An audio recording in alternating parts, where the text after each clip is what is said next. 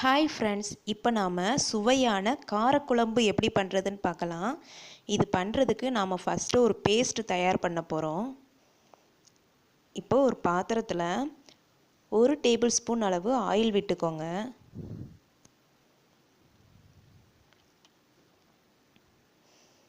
எண்ணெய் சூடான உடனே அதில் 1/2 டேபிள் ஸ்பூன் குழம்புக்கு போடுற கடலைப்பருப்பு போட்டுக்கோங்க. 1 டேபிள் ஸ்பூன் மல்லித்தூள்,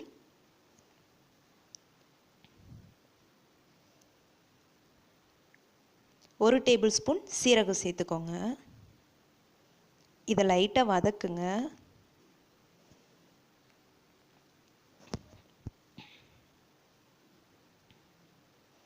இந்த மாதிரி வதங்கின உடனே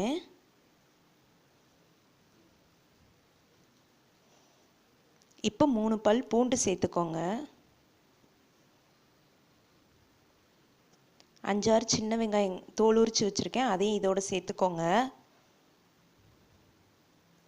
இப்போ வெங்காயத்தை நல்லா வதக்குங்க 2 நிமிஷம்.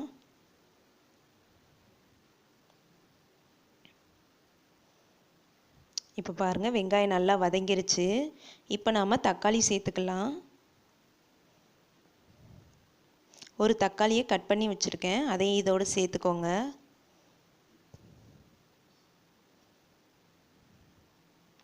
தக்காளியும் நல்லா வதங்கட்டும்.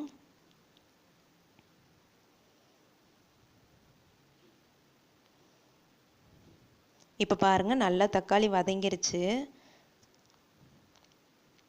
இப்போ இதோட நான் கொஞ்சமாக தேங்காய் கட் பண்ணி வச்சுருக்கேன், அதையும் இதோடு சேர்த்துக்கோங்க.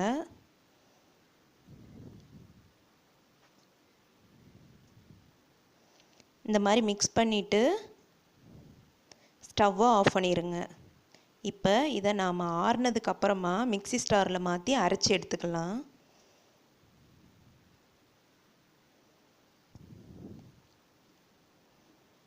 இப்போ பாருங்கள், நல்லா சூடெல்லாம் ஆறிடுச்சு. இப்போ இதை நாம் மிக்ஸி ஸ்டாரில் மாற்றிக்குவோம். இந்த மாதிரி மாற்றிக்கோங்க. இப்போ இது கூடவே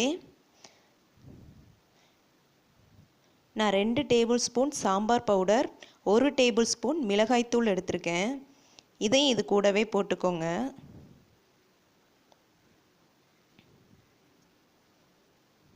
இப்போ எல்லாத்தையும் சேர்த்து நல்லா அரைச்சி எடுத்துக்கோங்க.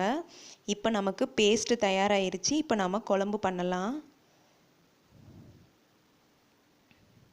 குழம்பு பண்ணுறதுக்கு ஒரு பாத்திரத்தில் 2 டேபிள் ஸ்பூன் ஆயில் விட்டுக்கோங்க.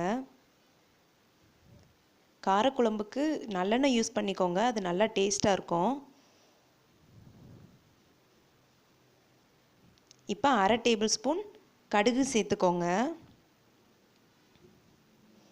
1/2 டேபிள் ஸ்பூன் உளுந்து,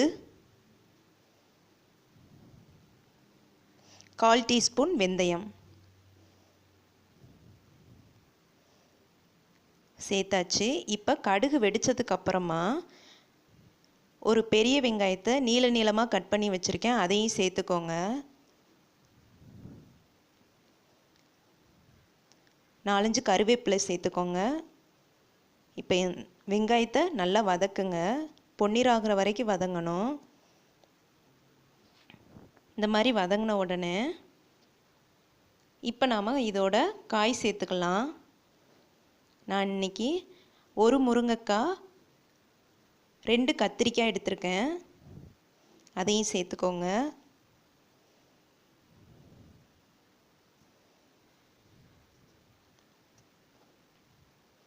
இது நல்லா மிக்ஸ் பண்ணிவிட்டு ஒரு 2 நிமிஷம் நல்லா இந்த எண்ணெயிலே வேக விடுங்க.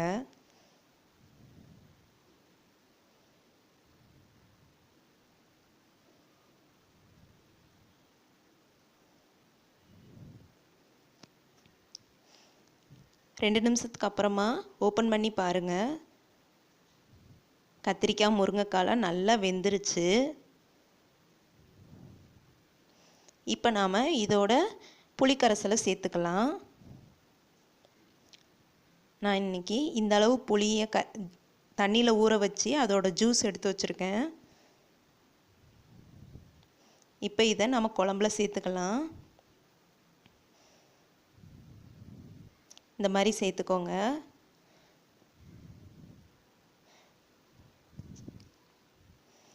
நல்லா மிக்ஸ் பண்ணிவிட்டு இப்போ இதை மூடி ஒரு 2 நிமிஷம் குழம்ப கொதிக்க விடுங்க.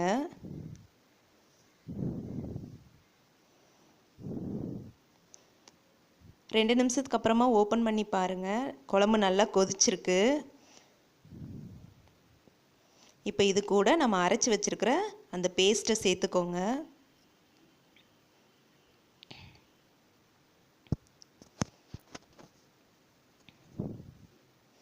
குழம்புக்கு தேவையான அளவு தண்ணி விட்டுக்கோங்க.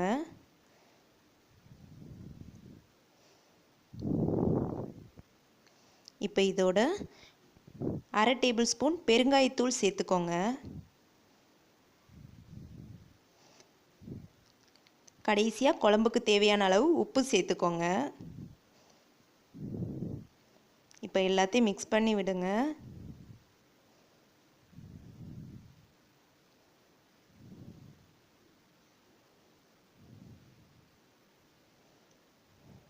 இப்போ இந்த குழம்ப நாம் மூடி 4லேருந்து 5 நிமிஷம் நல்லா வேக விடுங்க. குழம்பு நல்லா கெட்டியாகணும்.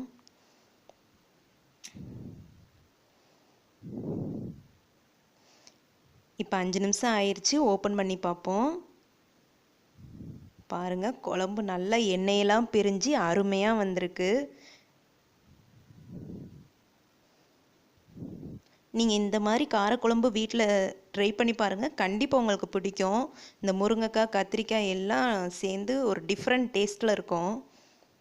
கண்டிப்பாக வீட்டில் ட்ரை பண்ணி பாருங்கள். உங்களுக்கு இந்த டிஷ் பிடிச்சிருந்துச்சுன்னா எங்கள் சேனலுக்கு சப்ஸ்கிரைப் பண்ணுங்கள். Thank you friends.